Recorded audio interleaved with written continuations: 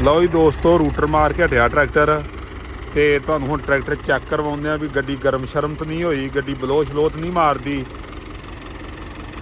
ਬਾਕੀ ਟਰੈਕਟਰ ਜਿਹੜਾ ਵਾ ਉਹ ਤਕਰੀਬਨ 40-50 ਘੰਟੇ ਚੱਲ ਚੁੱਕਿਆ ਵਾ ਤੇ ਜੋ ਵੀ ਹਕੀਕਤ ਆ ਦੋਸਤਾਂ ਦੇ ਸਾਹਮਣੇ ਆ।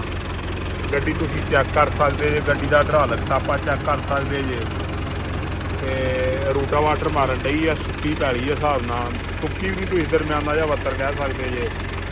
ਤੇ ਬਾਕੀ ਟਰੈਕਟਰ ਦੇ ਸੀਲਾਂ ਵਗੈਰਾ, ਜੈਕ ਪੰਪ, ਹਰ ਸ਼ੈ ਜਿਹੜੀ ਆ ਤੁਹਾਨੂੰ ਕੱਲੀ ਕੱਲੀ ਮੈਂ ਚੈੱਕ ਕਰਵਾ ਦਿੰਦਾ ਵਾਂ। ਬਾਕੀ ਡੀਜ਼ਲ ਪੰਪ ਟਰੈਕਟਰ ਦਾ ਉਹ ਵੀ ਚੈੱਕ ਕਰ ਦਿਓ, ਨਿਊ ਹੋਲੈਂਡ 850। ਬਾਕੀ ਰੂਟਾਵਾਟਰ ਤੇ ਕਾਰਗਰਦਗੀ ਤੁਹਾਨੂੰ ਦਿਖਾ ਲਈ ਆ ਟਰੈਕਟਰ ਦੀ। 2200 RPM ਤੇ ਜਿਹੜਾ ਵਾ ਟਰੈਕਟਰ ਰੂਟਾਵਾਟਰ ਮਾਰਨ ਡਿਆ ਔਰ ਦੂਸਰੇ ਲੋਹ ਦੇ ਅੰਦਰ ਤੁਹਾਨੂੰ ਚੈੱਕ ਕਰਵਾਈ ਆ। ਬਾਕੀ ਇਹਦੀ ਬਲੋ ਸ਼ਲੋ ਚੈੱਕ ਕਰ ਸਕਦੇ ਜੇ ਤੁਸੀਂ।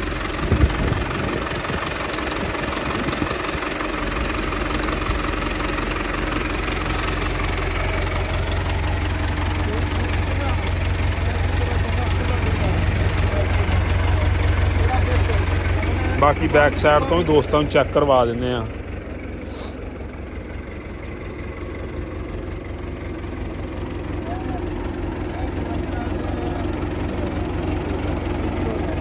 ਬਾਕੀ FDI ਦਾ ਰੂਟਾਵਾਟਰ ਆ 54 ਕਟਰ ਦਾ।